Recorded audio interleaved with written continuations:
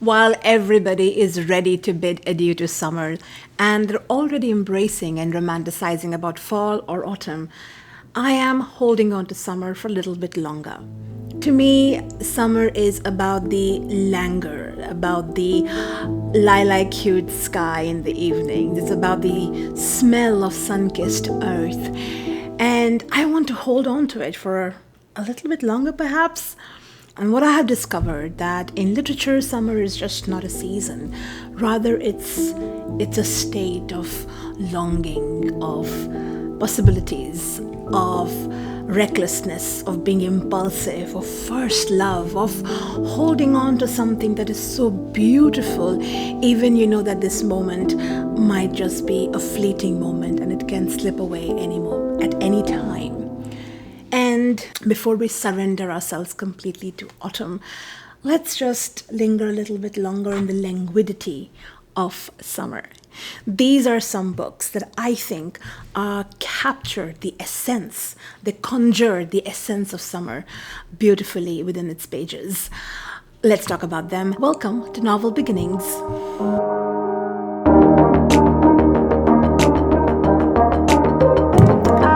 The first book I want to talk about is Sunburn by Chloe Michelle Howarth.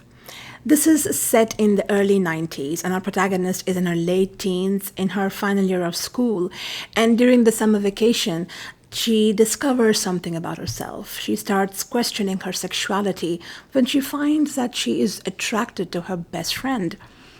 This book, yes, the name is Sunburn, but it's much more than that. To me, it is about how the author paints a very beautiful picture of this idyllic Irish countryside in the summer, the bucolic lives of the farming community in this countryside. It is also about the impulsiveness and the recklessness of our protagonist. It is about her adventure. It's about discovering something about herself that she's very afraid to present to the world, because it is at a time when people were conservative. They are still conservative, but her family is very conservative. There is something the heat is not just in the atmosphere that the author describes, but heat is also in the passion that she feels for her best friend. There's something very dangerous about this emotion, and I felt that the author was really able to bring it on to the pages for her readers, and I truly loved this book. The next book is Tom Lake by Ann Patchett, and this book to me is summer not just because it is set in the summers, but it's also about nostalgia. How our protagonist is reminiscing about her youth as she's narrating her time as a young theater actress to her young, very impressionable daughters, and how she talks about an affair that she had with a co-star of hers when she was a theater actress, and who later on became a very big name in the film industry. Something about the laziness, the languorous nature of narrating the stories while they are peeling peaches or sitting under the sun and having a small picnic. To me, it was just what I described summer is. It's also about looking back and realizing that what you have right now is so dear to you. And what you have right now is, you wouldn't trade anything in the world to realize what you have now is so precious, and you hold on to it so dearly. I think it was such a beautiful emotion in this book, and to me, this captures emotion of summer. Now, this book is like hitting two birds with one stone. Never been a fan of that expression, but here we are. If you are still reeling from the marvelous movie The Odyssey, and you want to quell your thirst for Greek mythology, I have the book for you, and it is Song of Achilles by Madeline Miller. This book, to me, defines the passion of first love. There is the inevitability that what you're holding, something so dear, you're holding on to it so tightly, like holding on to sand, and the tighter you hold, it falls faster through the crevices of your fingers. And that is what this book defines to me. As long as the beauty lasts, embrace it, enjoy it, because it is only for a fleeting moment. the youthfulness, the purity, the passion of love, the summery love between Patroclus and Achilles is so beautiful, yet there is something so tragic. I truly cannot stop talking about this book. And even though classicists might not like or might disagree with a lot of things in the book, to me, I love it. And it is something that has started my passion to read more about Greek mythology. This book has summer in its name, and it is Just for the Summer by Abby Jimenez. In this, our female protagonist comes from a very toxic familial background, and she is still under the clutches of her toxic mother. And we have Justin, who is a wonderful person, and but he has the burden of taking care of his family. And it is this summer, the summer of promises, summer of newness, summer of possibilities that bring these two characters together. It's about escapism, it's about lakeside living, and it's about a chance of living a life that you've always desired for. And you can do that with a person you have met and fallen in love. This is a beautiful book, and to me, this book is about possibilities. This Summer Will Be Different by Carley Fortune. This book is about summers in Prince Edward Islands, about shucking oysters, and about forbidden love. It is about long evenings and taking walks with this person you are clearly having a connection with. It's about being daring. It's about doing something that you have been kind of warned against, but you're like, this is summer, what the hell, I'm gonna do it. I love this book for multiple reasons, and primarily it is about how the author is able to showcase that summer is not for a very long period of time, and that too in Canada, but this is the time to do something that I have always wanted to do, and let me just hold this opportunity, take it by its reins, and live this moment. And I think this book completely did a beautiful job of showcasing that. I truly love this book. And yes, someday I would love to go and experience summer in Prince Edward Island. This is not the only book in the list that has Prince Edward Island in summer. There is one more book in my list, and I'll come to that in a bit. This will tell you how this screams summer. Sarah Pinner takes us to this beautiful world on the Amalfi coast. She takes us through the modern Amalfi coast and takes us back into a very mythical nature that surrounds this beautiful coast of Amalfi. And Sarah Pinner herself is a certified scuba diver. So when she describes the beautiful underwater and how she sees the wrecks and everything else around, it is her experience, and she really is able to take you there. So even if you're on the dry lands, the author is able to take you to dip your feet and toes in the coolness of the Amalfi coast. This book is able to beautifully switch between two timelines, showcasing, like I said, the mysticism and the mythical nature that for a long time we have associated to water, and we have imagined creatures like mermaids and sirens, and she's able to bring that alive in her pages, and you truly are whisked away on this beautiful journey in Amalfi. And I think this screams quintessential summer to me. Now, these are the books that I mentioned that had summer screaming on their covers or in their names, but the next list of books is what I think describes the summer atmosphere. It might not be very evident by the title of the book, but the way it describes it, again, is able to bring out what I think summer stands for.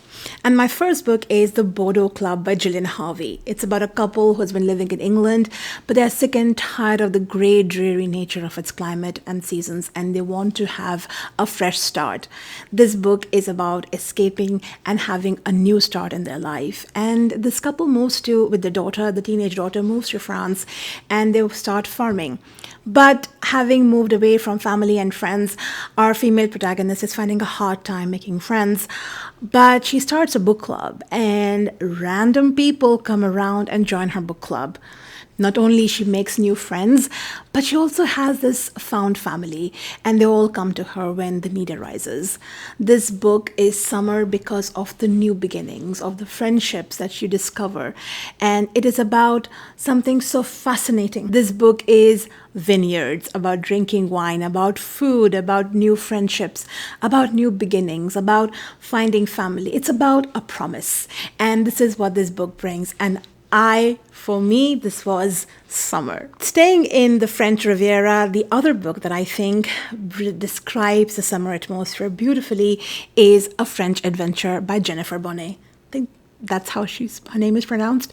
This is about an author who just receives the news that her husband wants to divorce her, and she goes and sits in this beautiful house on the French Riviera. And here we see about long walks on the boardwalk, wearing nice flowy dresses, big sun hats, and making friends.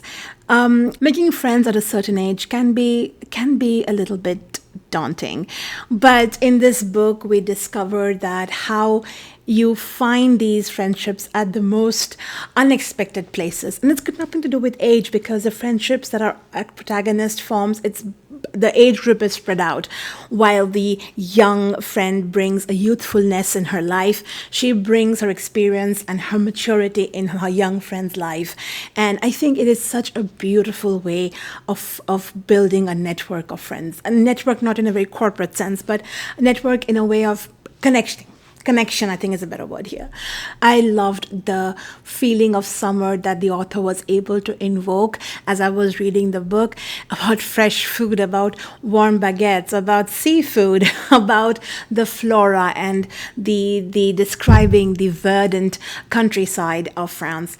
It was beautiful, and I think this book does a great job of doing that. I know Lily King has become a favorite author of mine, because it seems that in almost every other video I have to mention her books, and this one is no different. This is Writers and Lovers by Lily King. Now, this book is set in summer for a short span of time, where our protagonist has hit rock bottom. She has lost her mother. She is having a difficulty making ends meet, but she has a passion, a burning passion to be a writer. And she is doing everything, giving it her all to become that. This book is also about the melancholic nature of summer, but also it has promises, also about new discoveries, also about that, yes, life seems to be at hitting the rock bottom, but there is something beautiful waiting for you. I know that emotion is mostly set for spring, but I think summer kind of brings it to full bloom.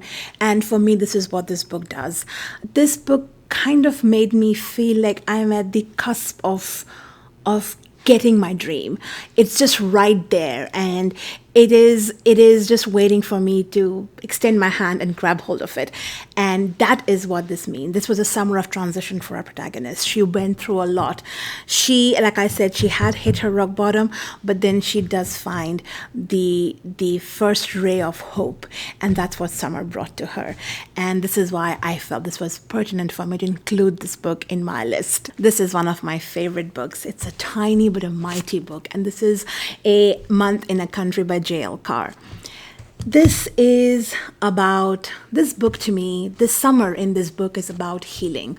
Or to me, the healing in this book reminds me of summer, however you want to put it. Our protagonist has been summoned to renovate a church. And it's during this renovation of church, he kind of renovates and reinvents himself. He discovers things about himself. In the quiet solitude of this countryside, he finds things that surprises him too. I just love the stillness that the author brought in these pages, the quiet nature of this book. Something about the fields shimmering in the summer sun, and something about the sunlight kind of dispelling the darkness in you. I just feel this book is so gorgeous. I loved it, this book. And it's beautiful. And how the author describes the countryside, it is the quintessential summer book. If I have to say, this is what truly, in less than 200 pages, less than 150 pages actually, it is summer in a book. to me. I love this book. Now we fly away from England to Californian summer, and we are with Guncle. Our uncle Patrick is now taking care of his niece and nephew after a tragedy strikes in their life and their mother passes away. Their mother was also his best friend when he was in college. And in this Californian summer, for a few months, our uncle, or Guncle, is helping the children start their healing process. And in turn, he kind of discovers that he needs to heal as well. He discovers that he needs to heal the pain that has been inflicted in his life, and these children help them. While this book talks about drifting away on the swimming pool, or having an ice cream that is melting down your hands and it's messy and it's gooey, and you're talking about treks you're taking with your uncle and getting tired, there is something that shows that this summer holds a promise. You have gone through the worst winter of your life, if you will, for these children. But this period of time that you spent with your uncle, the summer that you spent with your uncle, will be the start of something new. You will not be healed, but you will move on. And this is what this book is about. And I think Guncle is a perfect ode to Californian summer. Staying in the Californian sun, I have one and only. This is about our protagonist who's at the cusp of turning 40, and she's kind of fighting between upholding her familial values and what her heart truly wants. This tug of war and which side wins, this is what it is. This book really takes you to the sunny side of California, and you're discovering these places, and more so because our protagonist is actually a landscape architect. So you're also looking at the flora and the fauna of this side of the state, and it is just beautiful. There is something very laid back about it, and yet there is something very exciting and thriving in this book. And yeah, it felt like summer to me. It says 3 days in June, and there isn't much atmospheric in its exposition about it, but like I said, it has the essence of summer. 3 Days in June by Ann Tyler is about our protagonist, and as her daughter is getting married, these are the 3 days leading up to the day of the wedding day, not the D-Day, but to the day of her marriage, and the events that lead up to that. It's about second chances. It's about discovering that if you're holding on to something so bitter and hurtful for too long, it can make you one, and maybe it's time to let it go. And what better time to do it than when your daughter is embarking on her new life? You start a new lease on life as well. This book was so beautiful, and it is not a very big book, but it just delivers. It delivers that essence so wonderfully to its readers. I said, I have to include this book in my list. Foster by Claire Keegan. She is a master. She makes you go through a whole gamut of emotions when you read, and this book is no different. I loved how she is able to show us that this summer for this young child, she discovers kindness, she discovers love, she discovers how it is to be cared for. And she also showcases that for a couple who are reeling from something very tragic and traumatic in life, that this is another chance. It is another opportunity. And it is a beautiful book. And to me, it is summer because of the second chances. It is because of yes, we are back in the Irish countryside in this one as well. And there is something very, very beautiful, and it does bring you to tears when you read this. You are tearful because you're sad, but by the end of the book, you are tearful because you're happy. Those are happy tears. And this book defines that to me, this whole moment of rediscovery of the second chance. I think, to me, it does speak summer, and I love this book. I think this is one of my favorite books.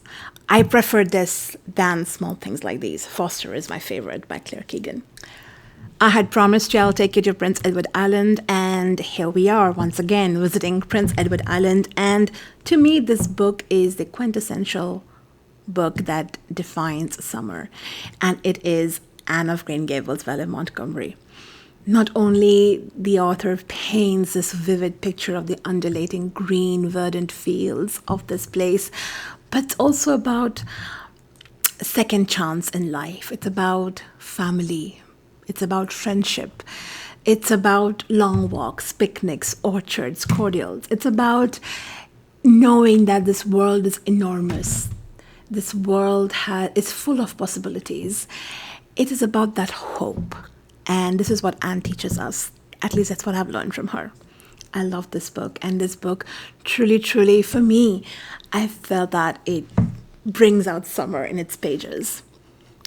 Now, these were some of the books that I felt really gave me the feeling of the season. And while I am sad to say bye-bye to summers, I am ready to usher in fall and ready for the cozy reads, the thrillers, the fantasies.